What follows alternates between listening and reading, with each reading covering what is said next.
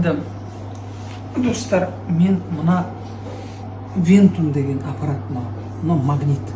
Сосын кәдімгідей аяққа салады ғой физиолечение. Мынау енді магниттен жасалған.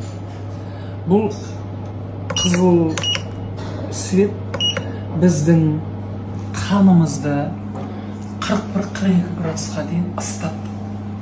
Жалпы айтады ғой, температура болған кезде температуру не сбивайте. Организм борется деп айтады ғой, сбивать етпеңдер, организм ол өзі күресіп жатыр деп, бактериямен. Ал мынау сол сіздің ағзаңыздағы 41 градус, 42 градусқа көтереді. Сіздің бойыңыздағы жаңағы суық бар ма, воспаление бар ма, қанды тазалайды. Және де мына қаны қою адамдар көп қазір. Тромбтан жастар да кетіп қалып жатыр, өйткені бізде тағамдардың барлығы химикатпен білесіздер. Помидор жесең де дәм бір түрлі, огурцы жесең де дәм бір түрлі. Соның барлығы біздің қанымызды қойылтады. Ал мына аппарат сол қанды сұйылтады.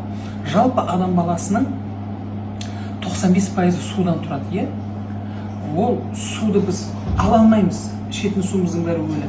Қан сондықтан қойылады. Ал мына аппарат сол қойылған қанды сұйылтып, бізге тағы да ағзамызға жақсы жұмыс жасайды. Өткенде бір жігіт келіп айтып жатты, сіздің таныстарыңызда не деді, кишечник прямой кишкасында кровотечениемен келді. Сосын мен отырғызбайын деп едім, өзіме на свой риск и страх деп отырды. Сол күні кровотечениесі тоқтады.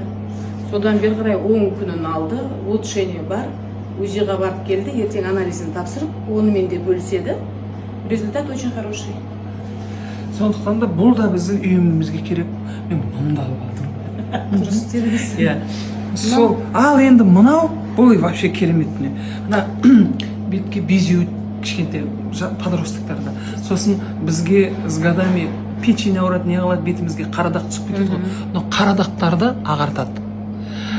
Сосын ана подкожный клеш дегендер болады, кейде косметологияға көп баратын қыздардың бетіне түсіп кетеді сондайлар.